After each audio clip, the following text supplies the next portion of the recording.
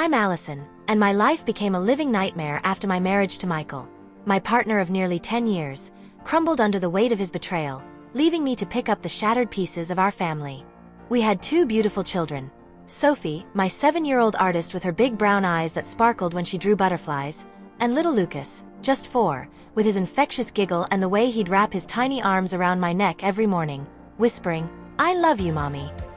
We lived in a quiet suburb of Austin, Texas, in a cozy house with a white picket fence I'd painted myself, surrounded by vibrant marigolds I planted with Sophie and a hammock in the backyard where Lucas loved to nap on lazy afternoons. Each morning, I'd make Sophie peanut butter and jelly sandwiches for school, singing her favorite tune, "Twinkle, Twinkle, Little Star," while she twirled in her school uniform, and at night, I'd read Lucas his favorite pirate stories, watching his eyes droop as he snuggled against me, safe in my arms. I thought Michael was building our future at his IT company, even with his late nights and frequent business trips. But I was wrong. Terribly wrong. The cracks in my world appeared one rainy afternoon when I found a receipt from a jewelry store in his car for a ring he'd never given me, my stomach twisting with a sinking dread I couldn't shake. I dug deeper, my hands trembling as I unlocked his phone, revealing a 6-month affair with Caitlin, his ambitious young colleague, their messages filled with tender promises and plans for a life that didn't include me or our children. When I confronted him, slamming the phone onto the kitchen counter, my voice cracking with rage, he didn't even flinch, just shrugged with an icy detachment and packed his bags, leaving without a backward glance as I stood frozen, tears streaming down my face. The divorce was a brutal ordeal, endless court hearings, dividing assets, his cutting remarks about my fragility. But I clung to the hope that Sophie and Lucas would stay with me. I'd always been their rock, driving Sophie to dance class where she glowed in her pink leotard, her pirouettes lighting up my world, and taking Lucas to art lessons where he'd proudly show me his crayon drawings of our family, all of us smiling under a bright sun. But Michael was a stranger I no longer recognized. A month after the divorce, he filed for full custody, claiming I was emotionally unstable due to the depression his betrayal had caused, hiring a cutthroat lawyer known for winning at any cost. He manipulated his mother, my former mother-in-law Margaret, to testify falsely that I'd neglected the kids, even though I'd never left them alone, hiring a trusted nanny when I worked late at my part-time job at a local bookstore. He even coerced our family doctor into providing a misleading report, suggesting I'd sought anxiety medication I'd never taken, painting me as an unfit mother. One night, as I sang a lullaby to Lucas, his soft breathing calming my frayed nerves, and kissed Sophie goodnight, her stuffed bunny tucked under her arm, a loud knock shattered the peace. Police officers stood at my door with a warrant. Michael had accused me of erratic behavior, claiming I drank heavily and couldn't cope, a vicious lie. I hadn't touched alcohol since our split, determined to stay strong for my babies. They took Sophie and Lucas from their beds, Sophie sobbed, clinging to my hand, her tears soaking my shirt as she begged, "Mommy, don't let them take me." While Lucas screamed my name, his tiny voice breaking as they carried him to the police car. I collapsed to my knees, my screams echoing in the empty house as their silhouettes vanished into the night, my heart splintering into 1,000 pieces. Days later, I discovered Michael had moved the kids into Caitlin's upscale downtown Austin apartment, a sleek high-rise with a view of the city skyline, where she began playing the role of the perfect stepmom, buying them expensive toys to win their affection while erasing me from their lives. I managed to get a burner phone to Sophie, slipping it into her school backpack during a brief supervised visit at a park, hidden in a secret pocket so she could reach me.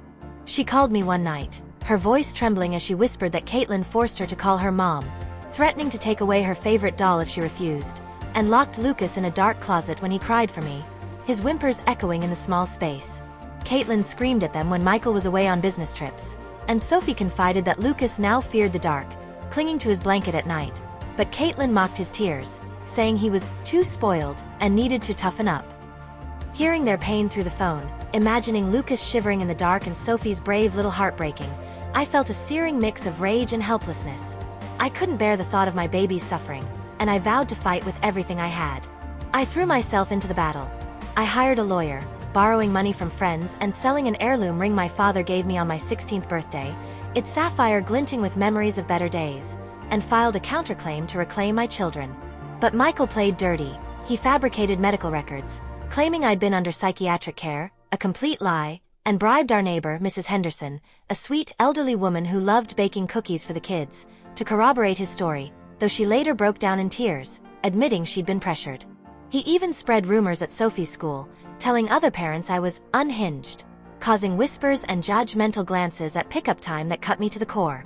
The judge, a stern older man with a weary expression, temporarily granted Michael custody, citing concerns about my mental health. And I felt my hope crumble as I sat in our silent house, clutching Sophie's stuffed bear. Its vanilla sent a painful reminder of her absence. Every night, I'd wake from nightmares, Lucas calling for me in the dark, Sophie's tear-streaked face fading as I reached for her.